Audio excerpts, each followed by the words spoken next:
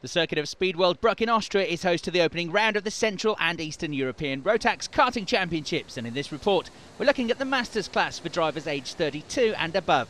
This is the pre-final about to get underway, and it's Fekete Balatz for Kalman Motorsport, who's qualified on pole in kart 240. He's to your left, alongside in kart 211 is Laszlo Ellenes, and it's the pole sitter who makes the perfect getaway. Ellenes slots in behind. Then I think the blue kart of Peter Goethe has nipped past the yellow machine of Balatz Boxer for third place.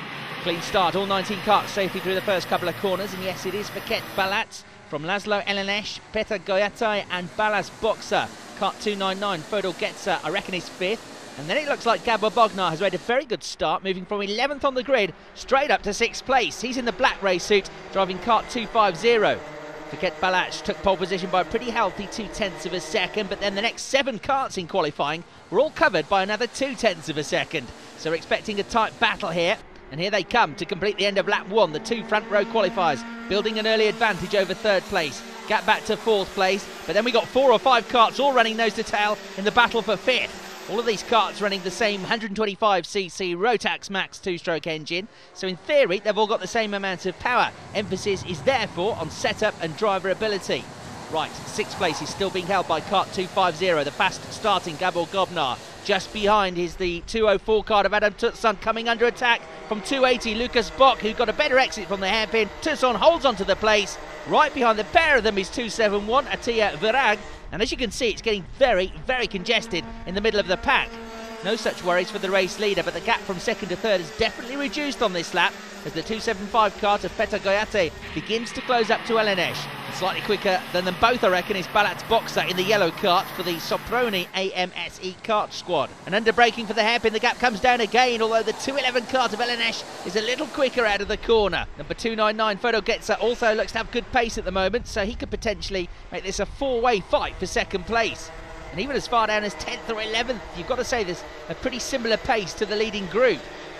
Right, we're coming up to the end of lap 4, and a change for second at the chicane. That was Peter Goethe diving up the inside of Laszlo Ellenes with a storming move on the brakes.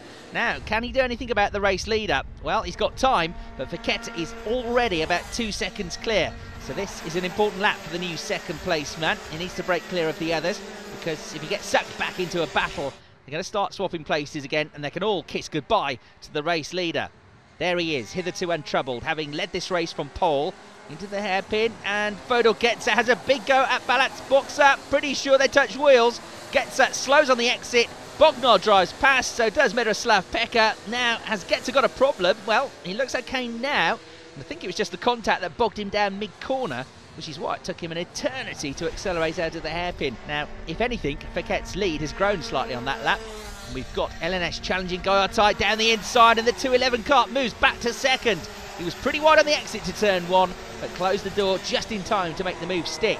Here's 204, Adam Tucson being pressed by 291, Miroslav Pekka. Oh, and Pekka gets hit from behind and he's off.